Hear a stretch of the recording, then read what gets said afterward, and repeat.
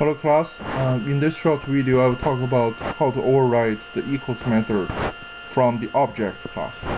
So inside object class, that we know it is the root of the entire inheritance structure in Java, it has this public method called equals. This is the signature. It takes an object reference. And what it does is, in fact, it doesn't do much. It just say return this dot equals O. So this is the shadow comparison to see if the calling object of equals method is referencing the same object as the parameter reference. So if we, for example, if I have a student class, I really want to say when I compare two students, I don't care about whether the two references are pointing to the same student object. What I really want to do is I say if there are two objects, I want to compare their data, right? So for example, in the student class, there is a string called name,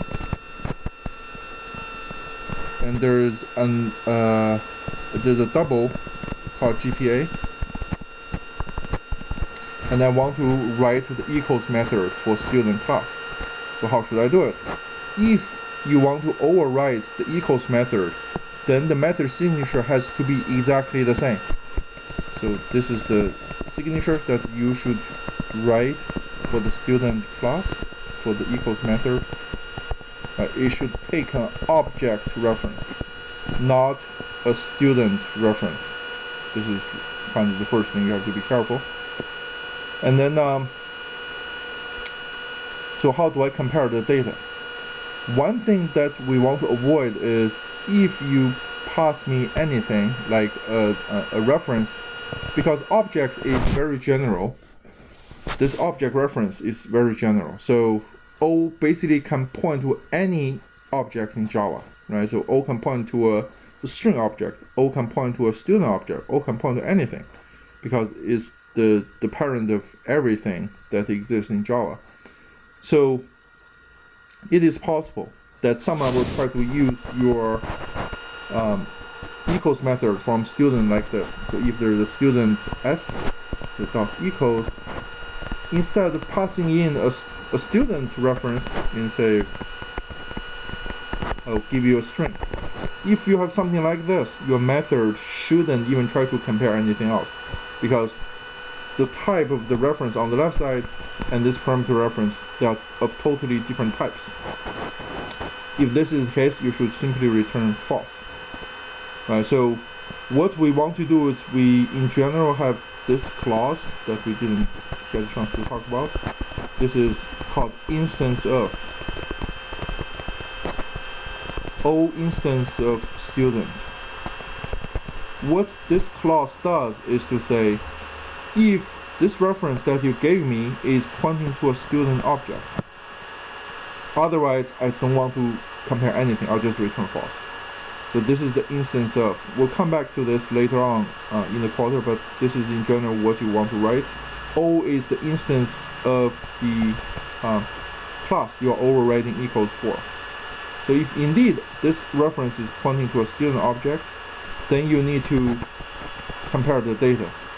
So one object that we have is the object pointed by this. This is pointing to a student. It has its name. It has its GPA. Similarly for O, O is pointing to a name, to a student object with its own name and its GPA. We want to compare name with name, GPA with GPA. So you can say if this dot name, if the name dot equals, because it's a string, right? Dot equals. Now, can I say O dot name? Can I say O dot name? The answer is no, because in compile time, O is of type object. The compiler only knows the type of the object. The compiler only knows the type of the reference. So O is an object reference.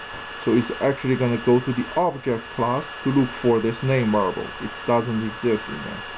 So what we need to do is we need to do a typecast.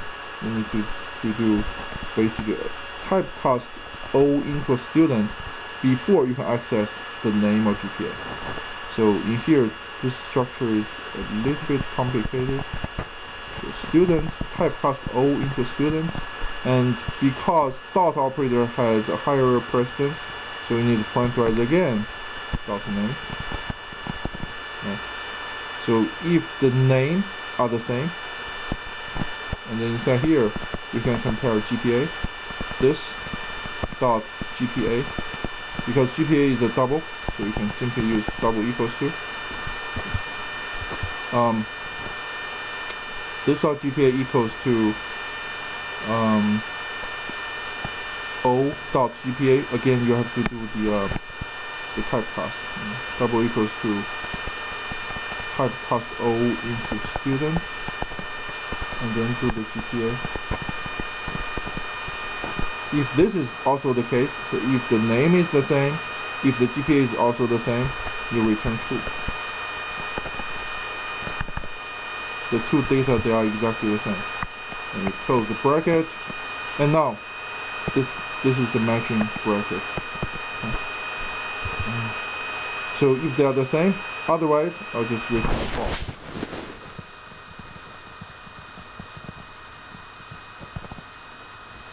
And that's it.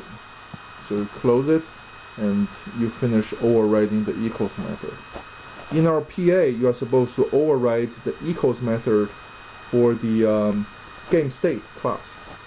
So what you need to do is you need to follow the similar idea, and when you compare the boards from two game state objects, make sure you do a deep comparison, not just a shallow comparison. Alright, I think that's it.